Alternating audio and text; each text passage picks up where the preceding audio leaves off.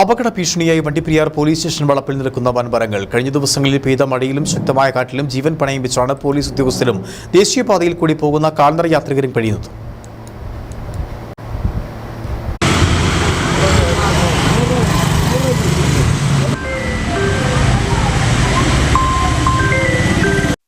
എല്ലാ വർഷവും കാലവർഷമാകുമ്പോൾ സ്റ്റേഷൻ വളപ്പിൽ നിൽക്കുന്ന മരം വെട്ടിമാറ്റുന്നതിനെ കുറിച്ച് ആലോചിക്കാറുണ്ടെങ്കിലും ആര് വെട്ടിമാറ്റുമെന്നതിനെ ചൊല്ലി തർക്കത്തിൽ കലഹിക്കുന്നത് പതിവാണ്. മരം വെട്ടുകൂലി കൂടുതലാകുന്നതാണ് കാരണം.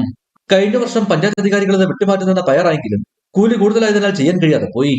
ദുരന്ത നിവാരണ അതോറിറ്റിയുമായിട്ട് ബന്ധപ്പെട്ട് അടിയന്തരമായിട്ട് റിപ്പോർട്ട് നൽകി ഈ മരം മറ്റ് നടപടികൾക്ക് കാത്തു നിൽക്കാതെ എത്രയും പെട്ടെന്ന് മുറിച്ചു മാറ്റുന്നതിനുള്ള നടപടികൾ സ്വീകരിച്ചു വരുന്നുണ്ടെന്ന് ഇവരെ അറിയിച്ചിട്ടുണ്ട്. സ്റ്റേഷൻ വളപ്പിൽ നിൽക്കുന്ന വൻമരം ദേശീയപാതയോട് ചേർന്നാണ് നിൽക്കുന്നത്. ഇതുകൂടാതെ 11 kV വൈദ്യുതി ലൈനും കടന്നു പോകുന്നു. സ്കൂൾ കുട്ടികൾ ഉൾപ്പെടെ നിരവധി പേരാണ് ഇതുവഴി യാത്ര ചെയ്യുന്നത്.